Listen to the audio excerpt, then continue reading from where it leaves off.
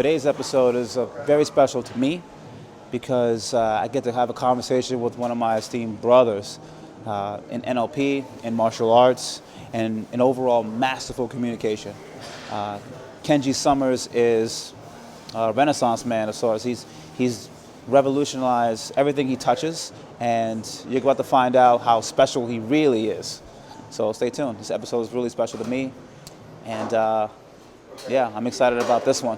Kenji and I have met at a master NLP practicing meetup, I guess, and it was like a random Monday night, right? Yeah. At the center here in New York City. That's right. And I remember you were talking about, I think at the time you were representing Sheck, right? You were representing Sheck West. Yeah, and Sheck West. I was wondering what brought you to practice NLP again in that capacity, because from what I understand, you kind of learned it a long time ago, right? Mm-hmm. But something about it has stuck with you so much that you decided to sharpen up your tools and come in that night? That's right. I learned neuro-linguistic programming 10 years ago, so I was 25. And I went through my coach practitioner training then. And I recall I was looking at how can I understand myself better, and as a result, how can I understand other people better? Because I found like I had a lot of, like, the term the triggers that are used today. Right. I had a lot of triggers, and I didn't know why and how to change them. And so I think Sheck West, that was such a challenging opportunity for me because everything was moving all the time. Right. There was a lot of like state change for me, and I didn't, as much as you may learn anything, like neuro-linguistic programming included, you got to refresh your skills. You got to like add new tools to your toolbox. And so that felt like when I walked in that night and we met, I was coming back to like refresh my skills and add new tools to the toolbox. Right. I remember your attitude was very like, it was very sensei-esque. Like, yo, I'm here. Like you're coming into the dojo for the first time in a while, and you got that like, I must test myself kind of energy. And I don't know. I guess that's the energy I always have too, which is why people think I'm really, really intense sometimes. Yeah, I love that actually.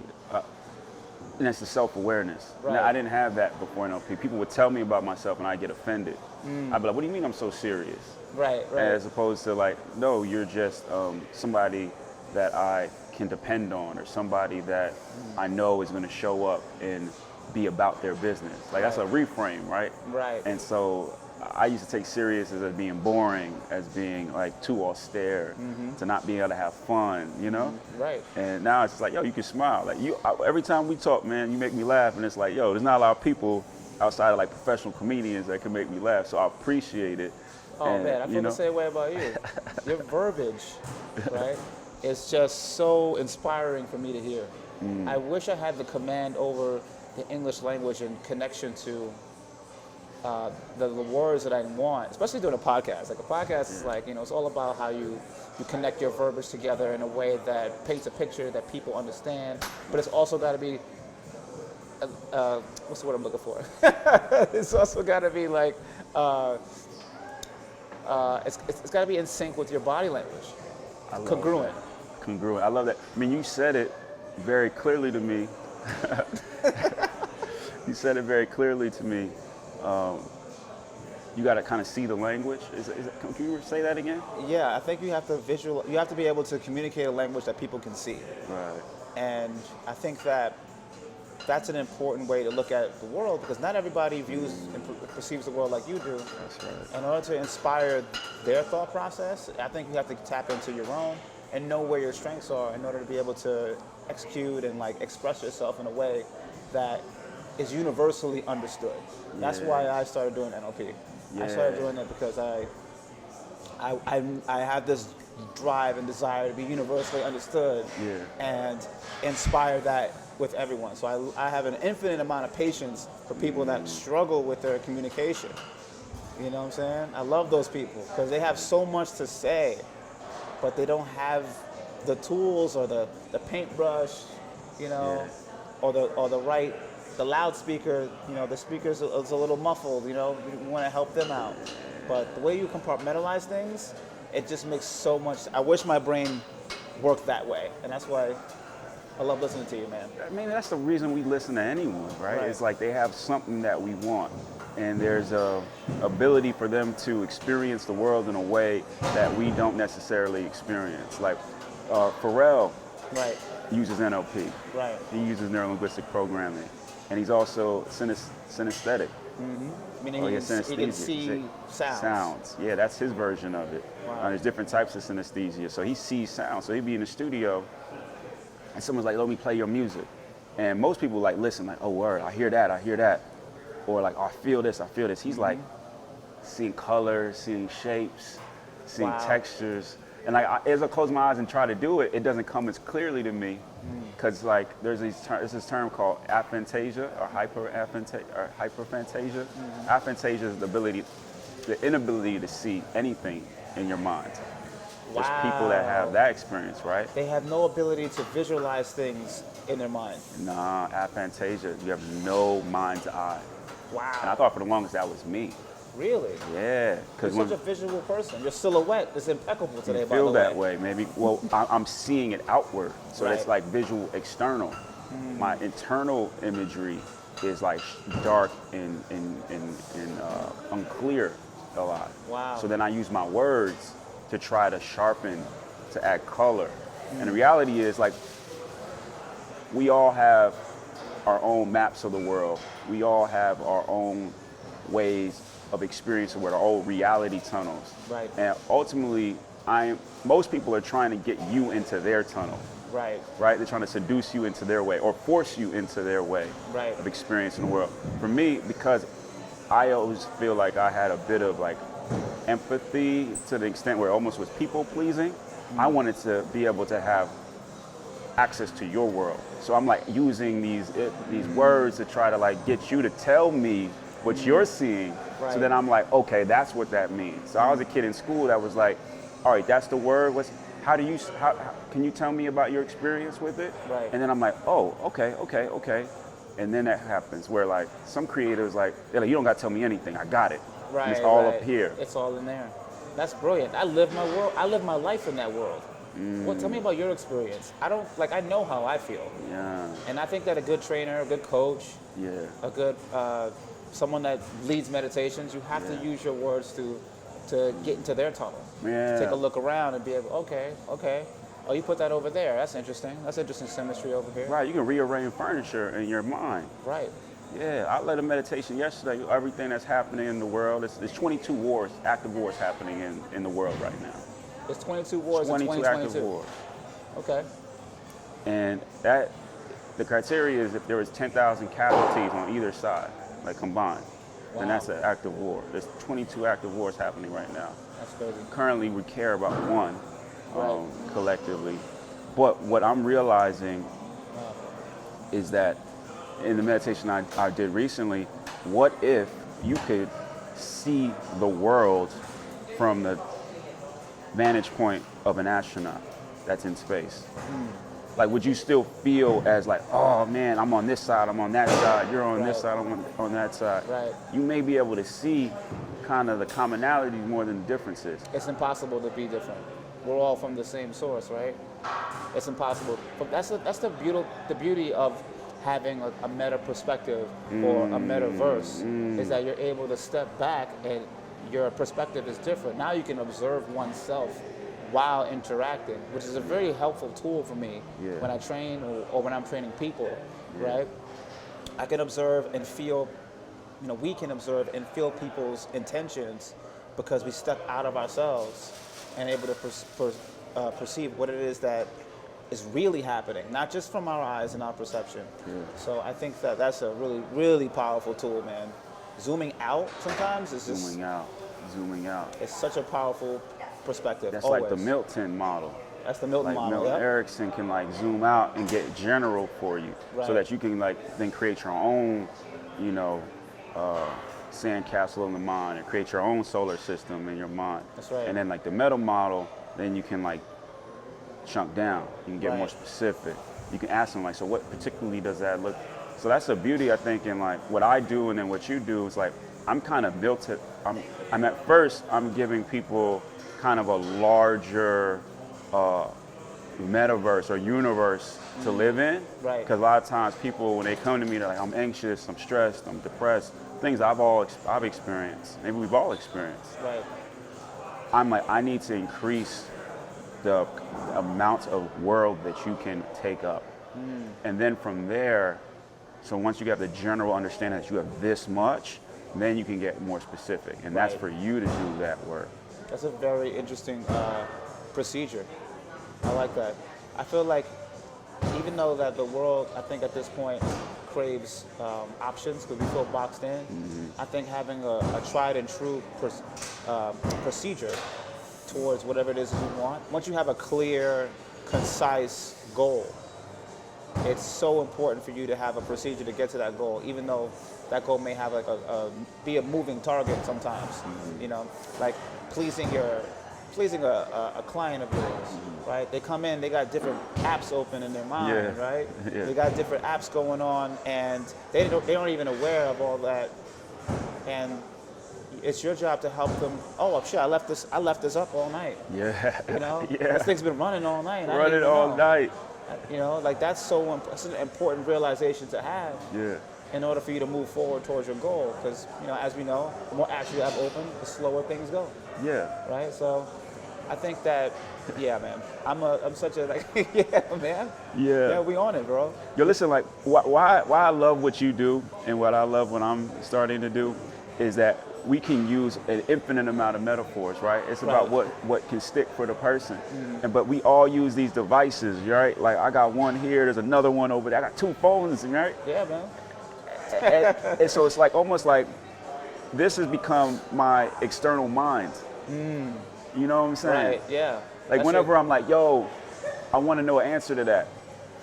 Some people still go like, Right. Most people be like, yo, look, Straight to the Google. right? Yeah. And then if that's the case, we can't get away from the fact that this is potentially our external mind. We just got to better utilize this technology. I was telling my mom this earlier today, right? She's going through some health stuff. And I was just referring to, I was just like, yo, Mom, like, a lot of people don't know that they can change their minds. They can change their mind. You can It's so brilliant in its simplicity. update your mind. You can update that mind, yo.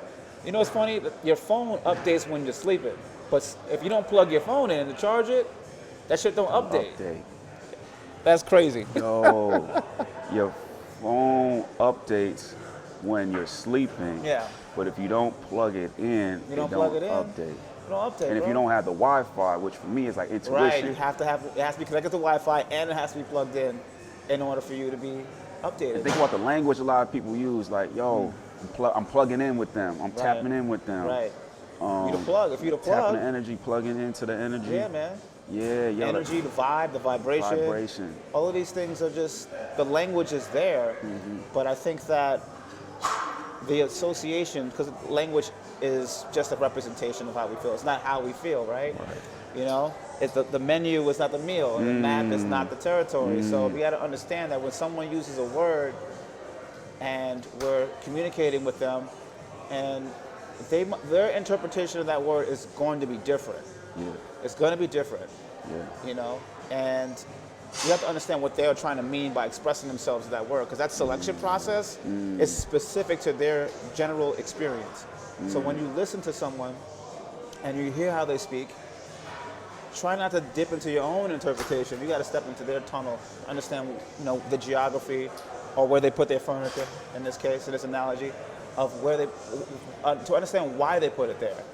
Once I understand why and understand there's a reason behind it, you know, then we can get a little closer. Then there's real connectivity. You know, I had a client. I just interviewed a client of mine before he came in, and I asked her what's the most important thing a trainer should have, right? Yeah. And of course, she said communication. She was like, you know, you got to be able to step into my world and listen. Otherwise, it's not gonna work out. We're not gonna be able to approach the destination together. We're not going to be able to approach the destination together. I think that's really key, because a lot of times I think people who may be trainers or coaches think they have to be out in front, like almost dragging them Right. That's so alone. exhausting. That's why these trainers are so tired after every day. It's because they've been dragging their client. You know, I asked 150 trainers this past week. I DM'd 150 trainers. I said, what is the most challenging aspect of personal training? And it wasn't as much the problems or the challenges they had that were different. It was the language they used to describe the problem that was interesting. They used dragging, making them see. If I could just make my client see, just turn their fucking head around, right? And just like, look, you're gonna be sick. Look, you're not gonna be able to move. Look, you're not gonna be able to play with your kids if you keep continuing in this path. And that language connotes force. And that never convinces anybody to listen to you. There's 22 active wars going on in 2022. That's an act of force to make people see what's going on in their lives. You feel me? And that's not the way to win. I don't care what the situation is. But if you zoom out and realize that, oh, hey, we're part of the same tribe. You may look different than me. I might have different hair than you or different beliefs, but we're trying to get to the same place, right? And that's an interesting thing to consider. It's like, where does a person want to go? Like having the curiosity to say, oh, maybe we don't want to go to the same place. Right. I have clients that tell me, if you get this so-and-so in shape, man, that will open up so many doors for you. Yeah. But what if so-and-so doesn't want to lose weight? Maybe they didn't hire me for that. Maybe they didn't hire me because they just want to stay in enough shape to play with their kids. Their agenda may be different. Right. But everybody else wants them to do this. And then as an act of defiance, they're definitely not going to lose weight. Yeah, that's why the onboarding, or even just before there's onboarding, just the communication up front about how are you? And what would you want if no one else wanted it from you? What would you want if no one else wanted it from you? Or for you? Man. I had Dr. Pat Davidson on here a couple weeks ago, and he said that our external mind, social media, the phone, a lot of the things that are on there that are coveted are only coveted because other people want them. Isn't that wild? That shit blew my mind, man, when he said that. I said, damn, you're right. Why do I want this car? I don't even know how to drive, Kenji. Wow. Kenji, I don't even know how to drive. Yeah. Why do I want this car? Wow. Why do I want this this Instagram model? Why? Yeah. I don't even know this person. Yeah. Right? What am I looking at on here? Just coveting all kinds of shit that I just don't want. A lot of people don't realize, right? Talking about moving away from and moving towards. Right. With your Explore page on Instagram, I tested this out. It's true, right? Okay. This is all fact. When you go on an Explore page, you can let it just be what it is and then keep coming back to it and be like, damn, why do I have all this on there? Well, it's because you're clicking all this stuff and liking it or commenting. And on that tip, I was at one point, I was like, well, I'm just going to tap it and click not interested to anything that I don't want. Right. Moving away from. Right. Guess what Instagram went and did? I'm going to give you some more of it. We're going to do little variations because they're like, oh, you don't like exactly that Instagram model, but you like Instagram models. We know you do. So we're going to give you more of that. Guess what I did after a few weeks of realizing, because I did a social experiment similar to what you did. I hit one of my group chats and I was like, yo, everybody, take a screenshot of your Explore page. Only 2 people out of 30 were like, I'm not comfortable doing that, right? Which said a lot. Right. With the other 28 were like, oh, this is cool. Right. Boom, sent it to me. And I was like, oh, I've learned more about those people, particularly those that I never met before, from their Explore page on Instagram than from anything they had texted. That's brilliant, Kenji. Because your Explore page is like your unconscious. Right, it's a subconscious mind. Let me wrap Via this part AI. up. Via AI. AI is what maybe, but your subconscious. Right. And so what I ended up doing is, instead of moving away from and clicking what I was not interested in, I started just clicking the things I was interested in. Right. Now intentionally doing it. I love pandas. I didn't know I loved pandas until a few weeks ago. When awesome. I thought what brings me to my most joy and peace, that's for me, that's what I'm moving towards, is joy and peace and joy. Yeah. Being able to be at peace as my natural existence, a natural state, right. and being able to experience joy just for living. And when I don't have things that maybe cause me joy, I can enjoy my peace. So that's what I want. Anything that brings me that. That's wonderful. You feel me? So pandas. Right. I love to see pandas eating. Like they love bamboo. They don't digest it well. Right. So I learned about that through watching the videos. They like to eat carrots. Oh, is that They right? do. They love to eat carrots. How about red pandas? Are you particular to any pandas? I do prefer our black-white brethren. Okay. But I do All right, brother. appreciate red pandas too. I don't Okay. discriminate, but Okay, I do that's prefer the larger, more plump panda. They are slightly more adorable, Yeah. in my opinion. I would say. Red I would pandas say. are cool. They're kind of like Shiba Inus. Right, You know, like those type of dogs. It's like they're Yes. cool, but they're not like kind of dogs you may really like Right, be into. man. You think at of a times. dog or a panda, you think of black and white, or you think of a, like a giant dog or Yeah. something, like, German Shepherd, or, X, Y, and Z. Right. I understand. In our mind's eye, anyway. Yeah. I'm curious Yeah. to check my own Explorer page. Oh yeah, you want to do You that wanna take a now? look? You want to We see? can do Take a that look. right now. All right. Let's take a look. Okay, we're gonna check our Explorer pages, which I never do. Where's the Explorer page? Okay, there You we go go. to the search. Okay, what do we got here? We got some, a lot of martial arts, movie stuff, Tyler the Creator, Joey Jordison from Slipknot who passed away, Ben Affleck as Batman, a lot of Spider-Man stuff, a lot of fight stuff, a lot of UFC stuff, a terrible, terrible self-defense video. Yeah, it's not that bad. And then like some black anime stuff, like black people doing anime and like basically like Afro-punk. Okay. All right, so that's pretty like on the nose. No Instagram models, I don't click on that. There's one booty over here, but that's like in the realm That's of in fitness, context, I guess. yeah. Yeah, it's in context. I'm proud of myself. I'm proud of myself. Listen, be proud. But imagine having like before you work with anyone, be like, listen, part of the Right. the questionnaire of getting to know each other process, we're gonna look at your Explore page together. Oh, So wow. don't change anything, just as is. And you don't even tell them, it's just like in the flow. Like take out Yeah. your phone, let's look at your Explore page. They're like, excuse me? Right. Right. That's intimate, baby. Yeah, but That's like, intimate. but isn't this what training is? Isn't this what becoming a student of mindfulness or meditation is? It's a very intimate experience, and I don't think is. you can get to intimacy without going through vulnerability. You can't get to vulnerability without going through honesty. That's why I fuck with you, Kenji. Fuck with you heavy, dog. Not light, man. It's not light. The only thing light is about me is my heart, man. You know what I'm saying? You heard? Are you taking care of did you get those teas? Light, it was light, hard. Oh, calm mind, light heart, heavy hands. Yeah. My client remixed it recently. Oh, he did said he? calm mind, Okay. soft heart, hard hands. Hard hands. Like a construction worker? I mean, maybe he meant like kind of like, you can knock somebody out. Yeah, but hard hands are like, I don't know. Anyway, Anyway, you know well, what? I like the original. I like the original too. Yeah. Heavy hands is clear that we're talking about fisticuffs here. Right. I think, to be peaceful doesn't mean you need to be harmless or weak. Right. And that's kind of what I'm trying to emphasize. I think the hippie movement was cool, but like when I look at it in hindsight, this person didn't grow up in it, I'm like, man, they were weak. Like if Right. somebody came here and Right. invaded America, man, we was getting wiped out if Right. they was the last defense. Exactly. I love the story of like this Buddhist monk who came to Shaolin back in the day. Right, RZA tells the right. story. You heard that one, right? I think so. Tell So us. So RZA comes to, RZA's telling this story about this monk from India. He's Buddhist, right? He comes to Shaolin, and Shaolin was known for their monks. And so everyone was really dedicated to like spiritual development. But what he found was that they were defenseless. They had meditated in the same postures for so long, their body had atrophied.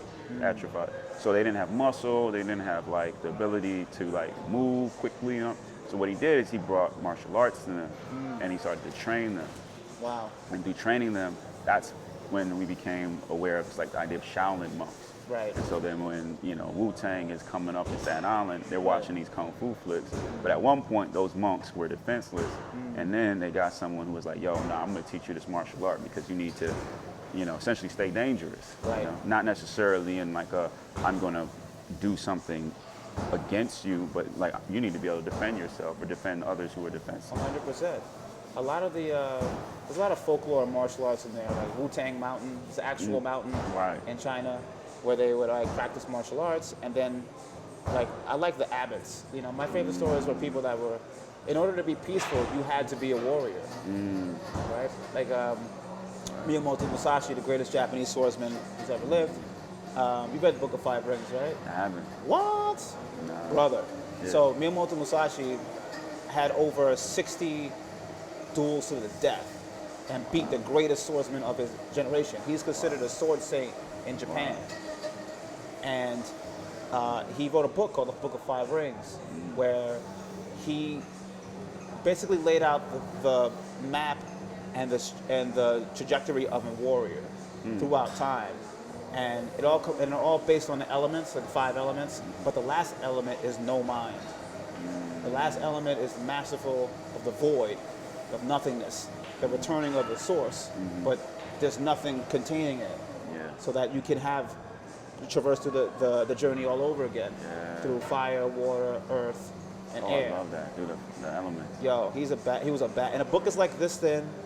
He doesn't mess around. Yeah. But he also believes that a warrior should be as proficient with a pen as he is with a sword. And that type of duality is what makes a real fighter, a true martial artist. Yeah. I feel like we've gotten away from things because it gets compartmentalized in the West. Like, to be the best fighter, you have to focus on nothing else but fighting. Right. To be the best writer or the best, meditation teacher, you got to do nothing but write and meditate. And I think in the previous generation, I mean, even in this land that we're on, right? Like, we're in this Native American land, right? Yeah. Like, before Dutch or British settlers came, this was Native American land. I think those principles stood, those principles of like the different elements and ability to like be at peace during times of peace, and be like, I have this jewelry from this Japanese designer that lived in the Dakotas at one point. His name is Goro. And Goro was obsessed with Native American culture. But they were like, yeah, we're not going to give you anything until you give this as an exchange. Right. And so they were like, all right, you teach us your jewelry making from Japan, like silversmithing and goldsmithing, and then we're going to teach you about our symbols. And so they gave him one of the symbols, which was an arrowhead. So I didn't learn this until I had bought the jewelry in Tokyo and wore it back in America. And then the Native American man told me, when the arrowhead is pointed upward, we're in a time of war. When the arrowhead is pointed downward, it's in a time of peace. Wow. You know what I'm saying? And we just think about these symbols like feminine, masculine, like it's in a lot of our cultures. It's like we're remembering, like we're putting pieces back together. So like what you're doing, what I'm doing, we're remembering ourselves individually, and then we're remembering for our clients or helping our clients remember. And then ultimately, like when we work together, it's like you're getting that mental, you're getting that physical, you're getting that mind, you're getting that body. And then the spirit comes in beneath, because then people start feeling their own spirit. You don't got to tell people you're doing spiritual work. It's like, no, you feel it. Like, when the mind body come together, there's nothing but spirit fueling that. That's right. So, brother, unfortunately, we got to cut this thing short. We can go on for hours, but we're just going to have to do another one. Yeah. We're going to have to do another one, Jude. All right, Kenji, thank you so much, man. Yeah, I appreciate your time, brother. And we're going to build something real soon, guys. Yeah, man. Just you wait.